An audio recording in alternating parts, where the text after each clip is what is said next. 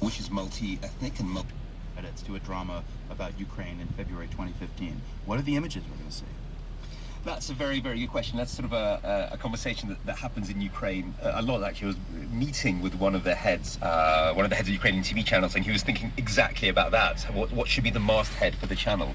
Funnily enough, I thought he would say the Maidan, this revolution that happened recently, because this was a moment that, for me anyway, really is sort of the X moment in the new Ukraine, sort of the beginning moment, because people who died there for Ukraine, there were Armenians, Russian speakers, Jews, and so on and so forth. This was really a multi-ethnic and multilingual moment where people were prepared to die for the idea of Ukraine. But he said he wouldn't use that because he was worried that Ukraine would get addicted to the idea of revolution. It would almost be looking for those emotional peaks when actually it had to go about the sort of slightly more dull business of building a new country. But it is complex that way. But I think without a doubt, Maidan is a very, very powerful sort of image and founding myth. Now, we saw the tropes of revolution in the Maidan last year. You also spoke about your conversation with a TV producer in Kiev. What do you think is the role of pop culture in Ukrainian identity right now?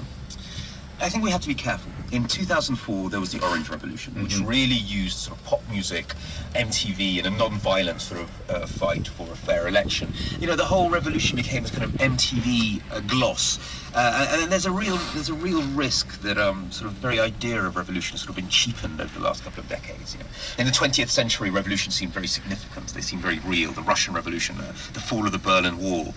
And then revolution sort of become almost like a political technology. You know, anyone who wants to give their political sort of bun fight. So I think there's a real danger of slipping into this kind of like pop music version of revolution, this kind of slightly lame kind of, you know, CNN video version of revolution. So do you think the Maidan was just a bad knockoff of the 2004 Orange Revolution? No, quite the opposite. The Maidan was the real thing. People were prepared to die.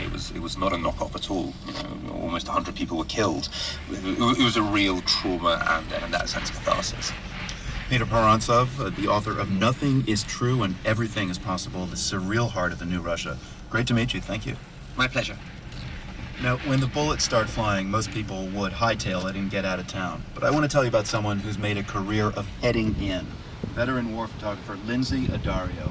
You've probably seen her pictures in the New York Times, National Geographic, and Time magazine. Back in 2011, she was kidnapped in Libya along with 3 other journalists. She made it back home and then went right back at it again. Her new book is called It's What I Do, A Photographer's Life of Love and War. I asked Lindsay about the first time she took off for a conflict zone. So I was living in India at the time. It was 2000 and I was 26 years old, and I had decided I wanted to go to Afghanistan to photograph women living under the Taliban. And I had a roommate at the time who suggested it, and I thought it was a great idea. And so I remember the night before I was leaving, I had a sudden panic attack that, oh, well, something might happen to me. And so I called my mother from New Delhi, where I was living, and I said, Mom, I'm going to Afghanistan tomorrow, and I'll call you when I get back. And she said, okay, honey, have a good time. Because she had no idea where Afghanistan was. This is before September 11th. So it's just, yeah, she didn't know. It's okay, as long as I don't know what it is, you're free to go. The power of denial. You described seeing an exhibit of photographs by the great Magnum photographer Sebastião Salgado. He's not a war photographer per se. How did his work as a documentary photographer push you further into war photography? Well, it wasn't necessarily his work that pushed me into war photography. There were many different photographers who influenced me and who have influenced me throughout my career. And so when I became interested in covering war, and I found myself going to Afghanistan and to Iraq, I would look at war photographers' work, like Giovanni, like Gil Perez, Kudelka, many different war photographers. But I also kept looking at other photographers' work, like Nan Golden, Sally Mann, Sebastian, you know, so to me it was really a combination of different photographers who influenced me. Why did you get attracted to war, do you think? Well, it wasn't, I have never been attracted to war. I don't actually have fun in a war zone. I think for me it was more the stories that were generated as a result of war. So the civilian casualties, the toll on women and children, illnesses that happen because people don't have because the infrastructure is shattered after a war zone. Those are all issues that I thought it was and it is important to cover. So for me, I kept going to cover those stories, and they were in war zones, and so I ended up getting sort of sucked into covering the actual war. Is it hard to capture beauty in war? It is hard to capture beauty in war. I think for me, it's actually harder to capture war because, which sounds crazy, but I think my interest in capturing beauty in war and capturing sort of quiet moments is because I think we're so inundated with images of war and death and violence, and I don't want people to say, oh, another image of this, and sort of turn the page very quickly. I want them to look at an image and say, oh, that's unexpected, or that's beautiful, look at the light in that, and then ask themselves questions. What's going on here? Why should I care about this person in the photo? We've seen so many images of war, and how does a photographer approach a front line and get something different? Yeah, that's a very tricky question. Have you come close to something you feel is a satisfactory answer for you anyway? No, and I'm never satisfied anyway, so I think I'm always tortured, and I'm always badgering myself for the images I miss. You really capture well in your writing that kind of risky hunger to squeeze out one more moment, one more frame from the front line. Does that desire ever die? I don't know. I keep hoping it will, but it won't.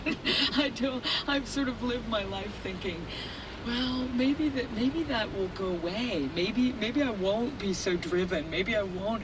I don't know. I think it's within us, and I think that I obviously have found a calling, and I found what I believe in, and I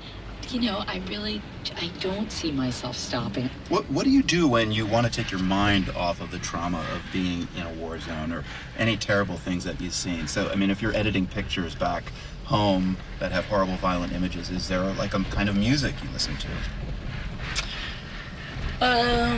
Let's see. I listen to a lot of women singers, Like and who I. like right now. Oh, geez. First Aid Kit. I like. Yeah, I heard of them recently. Yeah. Yeah, I like them a lot. And I go to the gym obsessively, and that to me is almost like meditation. And it's not, I really go just to think and to sort of let myself be in a place where I don't answer the phone, I don't check email, I just go. And I spend time with my family. Well, stay healthy, Lindsay, so we can keep seeing more of your work. Photographer Lindsay Addario, thanks very much for speaking with us today.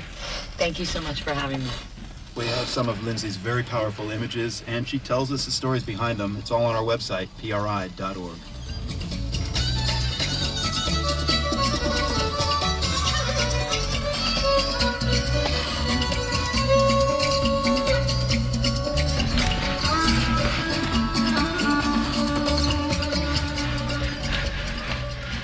Will he or won't he? A question on the minds of Israelis lately. The he is Prime Minister Benjamin Netanyahu. Will he or won't he address a joint session of Congress in Washington next month? It was House Speaker John Boehner who invited Netanyahu to speak to Congress on the Iranian nuclear issue, but Boehner did not arrange it with the White House, and Netanyahu accepted. No, the invitation did not come from President Obama. In Diplomacy 101, that is a big no-no. It's complicated by the fact that Bibi and Obama don't see eye to eye on the Iran talks, and that is putting it mildly. Daniel Estrin has more from Jerusalem. When Netanyahu spoke before Congress 4 years ago, he was greeted like a king. Members of Congress, I have the high privilege and the distinct honor of presenting to you His Excellency Benjamin Netanyahu, Prime Minister of Israel. His Excellency. Even his biggest supporters in Israel don't use that honorific. Back in 2011, he could hardly speak without being interrupted by unanimous standing ovations from a packed Congress. And I do see a lot of old friends here. And I see a lot of new friends of Israel here as well. Democrats and Republicans alike. But on March 3rd, when Netanyahu looks out from the podium, he's likely going to see a number of empty seats. Vice President Joe Biden won't be there. He announced he's going abroad. And a half a dozen Democratic lawmakers are boycotting the speech. Among them, the U.S. Senate's most senior lawmaker, Patrick Leahy. and he said that was embarrassment for Israel. And as an Israeli, it was sad for me to hear that. If this is how we perceived by the senior senator, then what other people would think. Tal Schneider is an Israeli political blogger, and she's echoing the concern of a lot of Israelis about the speech. 47% of Israelis questioned in a poll this week said they thought Netanyahu should cancel. Netanyahu said this week he is determined to speak to Congress before world powers reach their end of March deadline on the Iranian negotiations.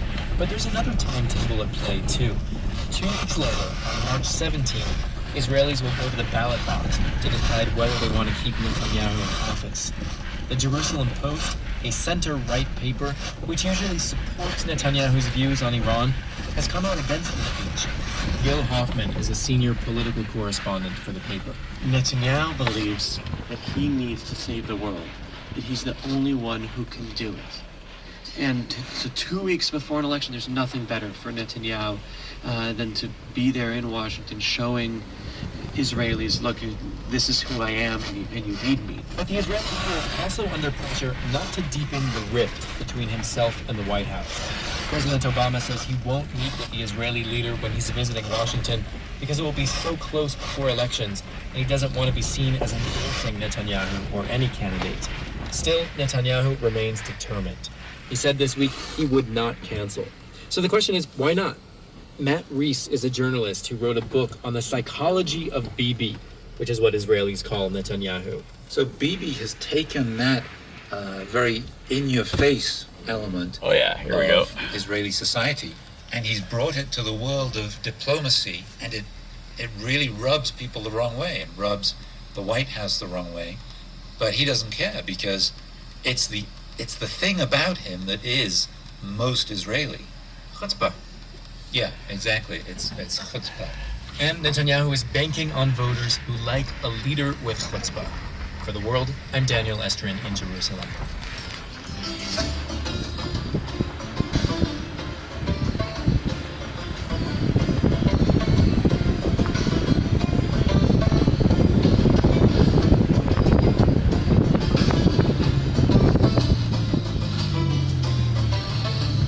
Get the latest from us on Twitter. We're at PRI The World.